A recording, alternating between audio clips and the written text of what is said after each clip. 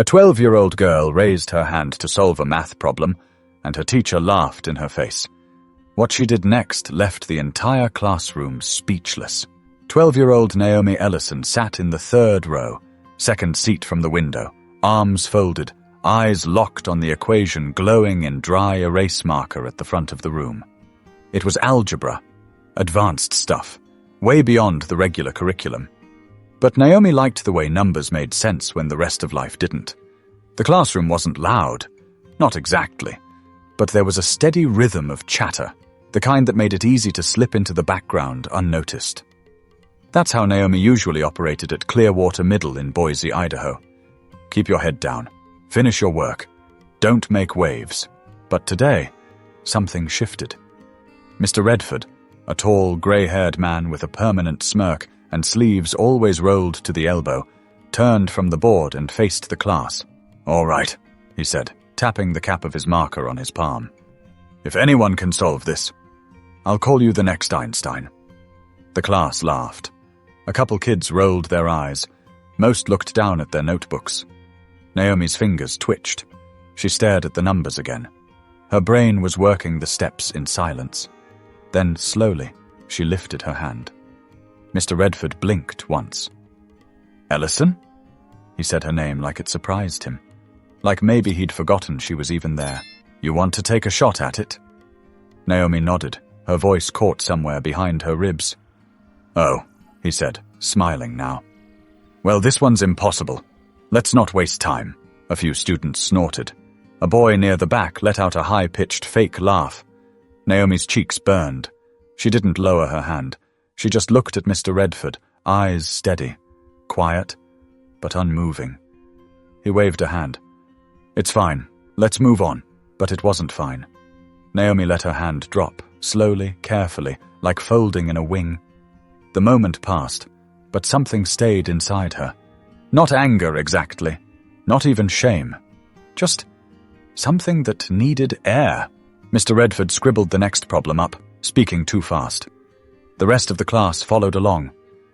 Naomi didn't move. She kept her eyes on that first problem. She knew what it felt like to be underestimated. It wasn't new. She was one of 3 black students in the entire grade, and the only one in that honors math class. Teachers smiled at her, sure, but it was the thin kind. The kind that says, "Good girl," but doesn't really expect much. And Mr. Redford? He never called on her, not unless he had to. A girl 2 seats over whispered something behind her hand. Naomi couldn't hear the words, but she felt them land. Laughter again. Laughter always finds the easy target. The bell rang. Backpacks zipped. Chairs scraped the tile. Naomi stood, slow, waiting for the rush to clear. Mr. Redford capped his marker and turned to wipe the board. She didn't leave. "Mr. Redford," she said. He turned halfway, surprised to still see her there. "Yes? Can I have that problem?" He frowned. "What do you mean?" "The first one," she said. "The one you said was impossible."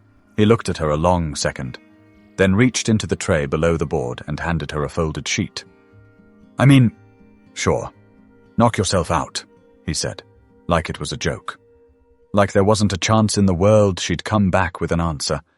Naomi took it without a word, tucked it into her math folder, and left. But she didn't go home to forget it. She went home to solve it.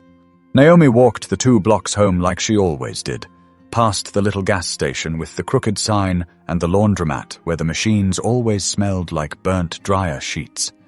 Her backpack bounced with every step, but she barely noticed. Her mind was somewhere else. Inside that front zipper was the problem Mr. Redford said was impossible. Her mom, Denise Ellison, was in the kitchen, working 2 burners and the air fryer at once. The smell of seasoned chicken and green beans hit Naomi right as she walked through the door. "You're home early?" Denise called over the sizzle. Naomi dropped her backpack by the dining table and didn't answer right away. She slid into the corner seat where she always did her homework, the same one her older brother used before he left for college. She pulled out the sheet of paper and laid it flat. "Everything good at school?" her mom asked, peeking around the corner now. Naomi gave a small nod. "Yeah, just I got a math thing I want to figure out. Denise wiped her hands and stepped closer, eyeing the paper. That doesn't look like the usual. It's not, Naomi said. My teacher said it was impossible. Her mom raised a brow. And you took that as a challenge, huh? Naomi cracked a tiny smile. Something like that. Denise kissed the top of her head, then stepped back to the stove. Well, you got your daddy's brain. You'll crack it wide open. I know you will. Naomi didn't say it out loud, but something about that moment, about being believed without having to prove anything, pushed her to try harder. She got to work. Pencil tapping, eraser shavings piling up, paper edges fraying from being turned and folded. It wasn't easy. At first, the numbers wouldn't fall into place. The formula felt twisted. But the more she stared, the more it started to shift, not make sense all at once, but reveal little corners she hadn't seen before. She worked for hours, took a break only when her mom called her for dinner, ate with one foot bouncing under the table, then went back to it again. By 9:40 her bedroom floor was littered with scratch paper and balled-up attempts. She lay flat on her stomach, chin resting on her forearm, staring at the same line of numbers for the 50th time. And then something clicked. A tiny connection. A thread. She sat up. Started over, slower this time. Rebuilt the whole thing. Her pencil moved without stalling. Step by step, the path started forming in front of her. No guesswork, just clarity. She checked her work twice, 3 times. And then, almost without thinking, she started again from a different angle. Not just to double-check, but to see if there was another way. A second method. Her mom peeked in around midnight. You still at it? Naomi looked up, eyes wide and a little dazed. I think I got it. Denise smiled, but it was the kind with worry behind it. Baby, it's late. I know, Naomi whispered. But I figured it out. I actually did. She held up 2 pages, one with her original work, the other with a whole new method scratched out, cleaner this time. She looked up at her mom like she was holding proof of something bigger than numbers. Denise sat beside her on the floor, took the papers in hand, and just stared at them. You're going to take these to school Monday? She asked. Naomi nodded. Her mom exhaled. All right then, don't go showing off too hard. Naomi grinned. I'm not. I just want him to see. But Naomi wasn't ready for how different everything would feel the moment she walked back into that classroom. Saturday came and went like a blur. Naomi didn't sleep in like she usually did. By 7:30, she was already at the kitchen table again, her papers spread out in neat stacks. She'd sharpened 4 pencils. Her calculator sat next to her notebook, though she only used it to check, never to guide. Her mum watched her from the doorway, coffee mug in hand. You sure you don't want to go to the rec center? They're doing that robotics demo today. Naomi shook her head without looking up. Maybe next time. Denise watched a few seconds longer, then let it be. Naomi wasn't wasting time. She was working through something only she could see. Her little sister Zoe danced through the living room later that afternoon, dragging a blanket and pretending it was a royal cape. Naomi, she sang. Come be my math wizard. Naomi didn't look up. Later, you always say that. But this time, she meant it. She redid her solutions twice on clean paper. Then she made another copy. Then another. She didn't want it to look messy. If she was going to hand it to Mr. Redford, she didn't want him saying he couldn't read her work. She even thought about typing it. By Sunday morning, she had 2 folders. One with her original handwritten notes, flawed, erased, raw, and one clean version with both solutions clearly boxed, steps labeled in neat handwriting. She wrote her name in tiny print in the upper right corner of each page, but something kept nagging at her. What if he didn't care? What if he looked at it, shrugged, and moved on? She stared out the window for a long time. Her mom was outside trimming the shrubs. Zoe was chalking smiley faces on the sidewalk. Life kept going like normal, and maybe that's what made it feel worse, because in Naomi's head, everything had shifted. Sunday evening, her mom called her into the kitchen. A pie was cooling on the stove, apple, her favorite. Denise handed her a plate with a slice and set another across the table for herself. "Come sit." Naomi sat, fork in hand, but not eating yet. Her mom spoke gently. "You sure you want to take this to him?" Naomi nodded. "You're not doing it to prove anything to anyone but yourself, right?" She hesitated. "I don't know." Her mom reached over, touched her hand. "People like Mr. Redford, they've got their own blind spots. They've been carrying them a long time. You shine too bright, and sometimes they don't know what to do with it." Naomi's eyes dropped to the plate. "But you show them anyway," Denise added. "Not to make them look small, just so they can see what they missed the first time." Naomi looked back up. "Even if they never admit they were wrong?" "Even then." That night, she packed her backpack slowly, slid the clean folder into a plastic sleeve, picked out her clothes like it was picture day. She wasn't planning on standing in front of the class, but part of her hoped she would. She didn't want revenge. She wanted the space to be heard. Monday morning came early. Naomi didn't eat much breakfast, but she drank her juice and tied her shoes tight. The sky was cloudy but dry as she walked to school, gripping the strap of her backpack a little tighter than usual. Inside the building, the hallways buzzed with the usual noise, lockers slamming, kids laughing too loud, footsteps squeaking on waxed tile. Naomi barely heard it. She reached room 206 right as the bell rang. Mr. Redford was already writing on the board, his back to the door. She slipped into her seat, folder still inside her bag. Her heart beat loud in her ears. He didn't look at her, didn't say a word about Friday. Naomi waited. She didn't raise her hand this time. Not yet. But when the opportunity finally came, it wasn't Mr. Redford who gave it to her. It was one of her classmates. Third period started like any other. Mr. Redford launched into the lesson, talking faster than most of the class could follow, his words bouncing between formulas and half-solved examples. Naomi sat still, her folder resting beneath her notebook, unopened. She didn't want to force it. She wanted him to see her, to acknowledge what he'd dismissed. But 20 minutes in, he showed no sign of remembering what happened Friday. No side glance, no raised brow, just math and markers.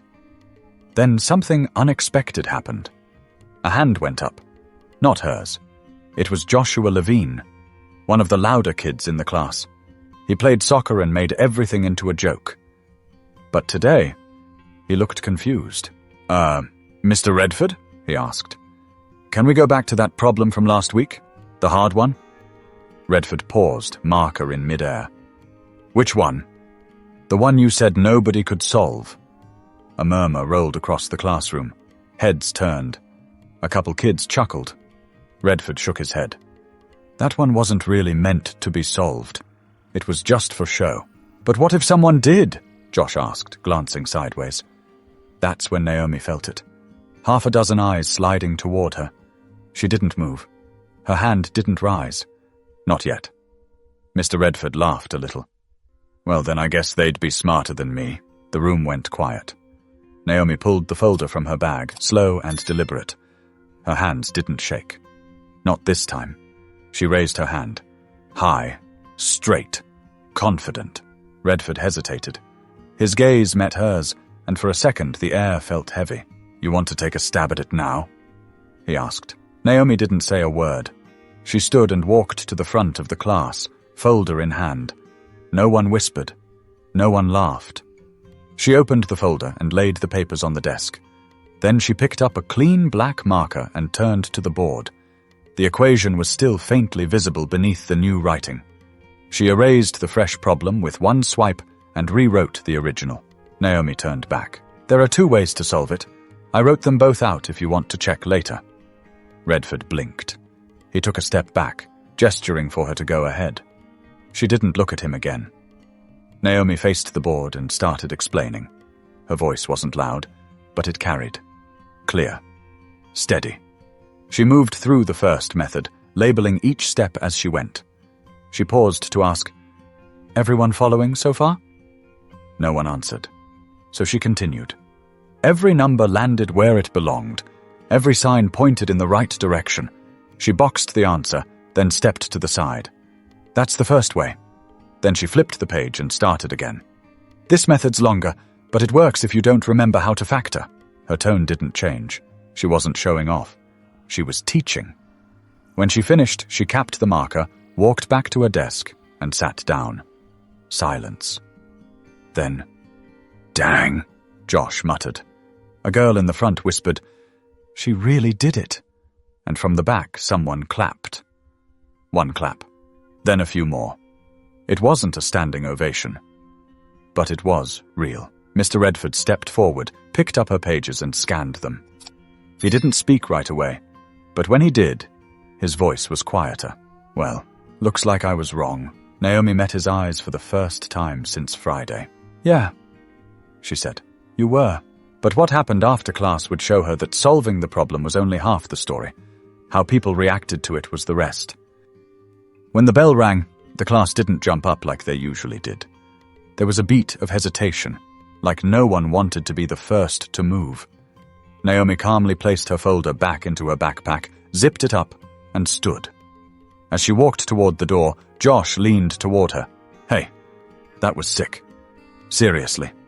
Naomi gave a tiny nod. "Thanks." She didn't know what else to say.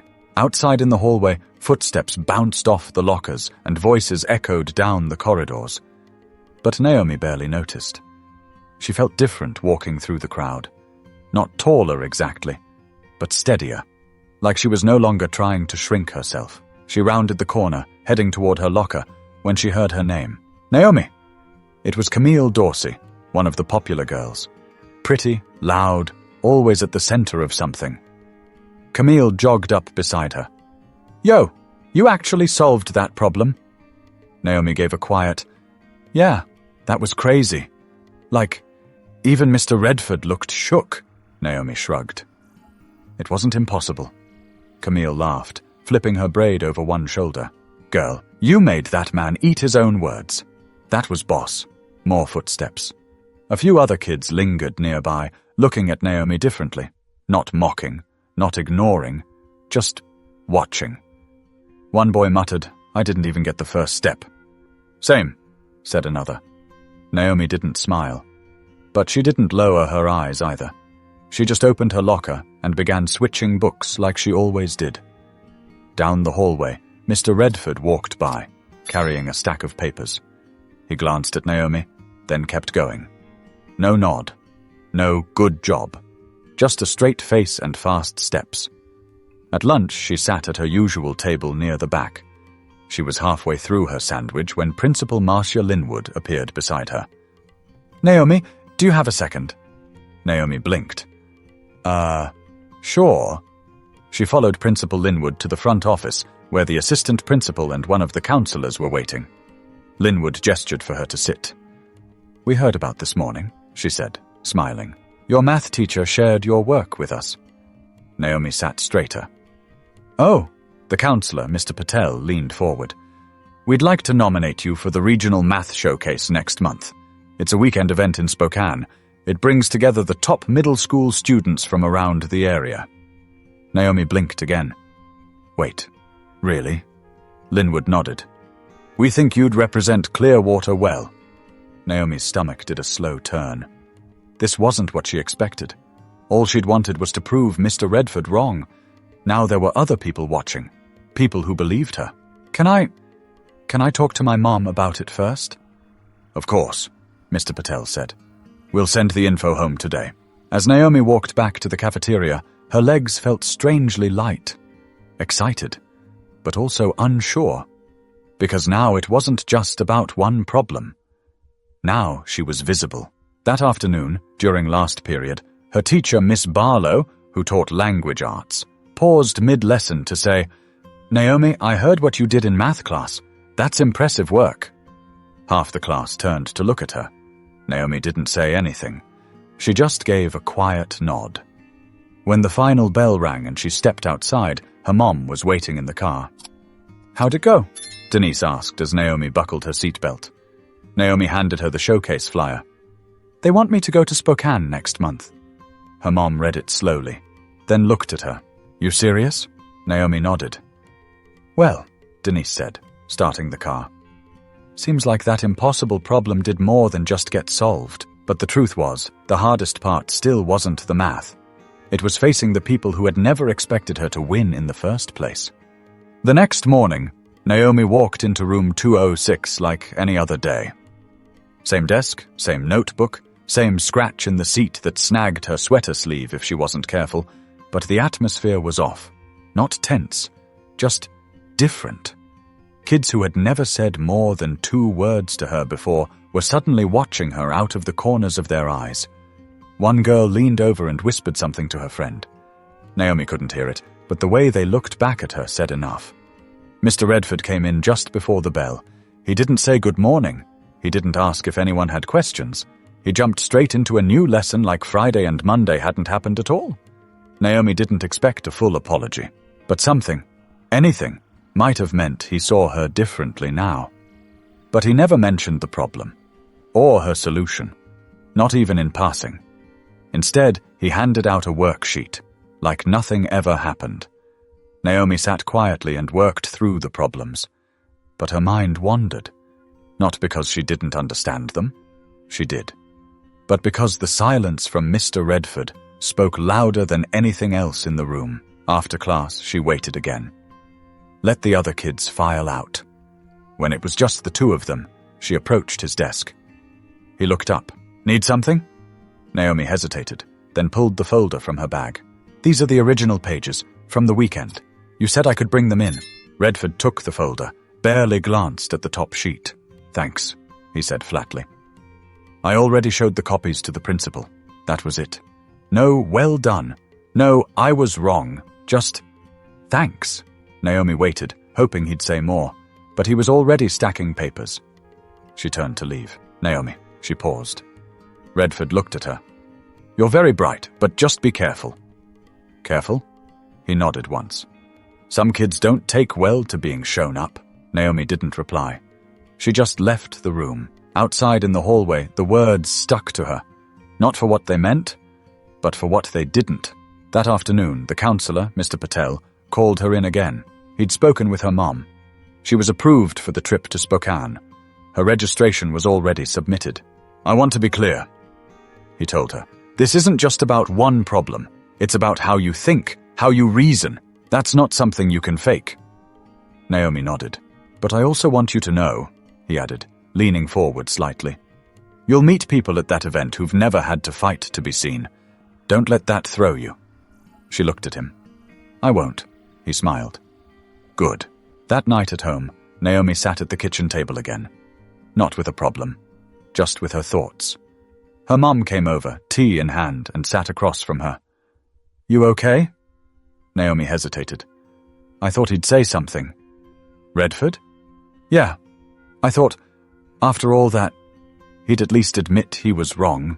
Her mom didn't rush to answer. Then she said, Some folks are more comfortable doubting you than admitting they misjudged you. Naomi nodded slowly. But what you did? You didn't just solve that problem. You stood in front of a room full of people who didn't expect you to. And you did it anyway. That matters. Naomi looked up. I think I scared him. Denise smiled. Good. Sometimes people need to be shaken a little to see clearly. Naomi didn't smile back right away, but she reached for her folder and quietly started writing again. But before she could fully move forward, she had one more decision to make, the kind that would define not just what kind of student she was, but what kind of person she wanted to be. 2 days later, Naomi stood in the cafeteria holding her tray, scanning the tables. For once, there were open spots near the front. Kids who never used to notice her now scooted over like they were saving seats. But she walked past them and found her usual spot in the back, near the corner wall with the faded mural of mountain ranges. She wasn't trying to be dramatic. She just didn't feel like playing along. As she sat down, a voice called out from behind.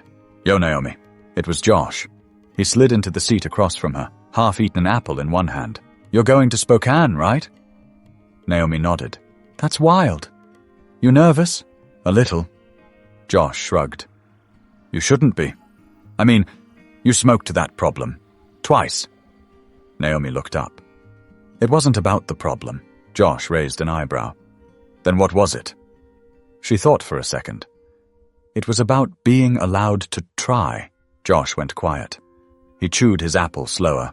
That's real, he said. Some of us never think about that part. Naomi gave him a small smile. That's kind of the problem. He laughed under his breath, shook his head. Man, I wish I had your brain. No, she said, still smiling. You should want your own brain. You just have to trust it. He looked like he'd never thought of that before. Later that afternoon, Naomi sat in front of her open notebook during study hall. She wasn't writing equations, she was writing thoughts, questions, sentences that had been bouncing around her mind for days. Things like, what does being smart look like to people? Or, why is confidence mistaken for arrogance if it comes from the wrong person? And, what if the point isn't proving you're capable, but knowing it, even if no one else sees it yet? She was still writing when Miss Barlow came by and gently tapped the desk. You've had quite a week, Naomi glanced up. Yeah. I hope you know you taught more than just your class. Naomi tilted her head. What do you mean? Miss Barlow pulled a chair and sat beside her. You reminded people what's possible when someone's given room to grow. Not everyone's brave enough to demand that room. Naomi didn't say anything, but the words stayed with her. By Friday, things settled. Kids stopped staring. Teachers stopped whispering, but something had shifted. Not in them, in her. She walked differently, not louder, but stronger. On the way out that afternoon, she passed by room 206. Mr. Redford was grading papers, the door halfway open. She paused, looked in. He didn't see her. She could have walked in, said something, asked a question, tried one last time to get him to acknowledge what happened. But she didn't.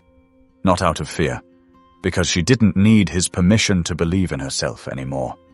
That weekend, her mum took her shopping for a winter jacket.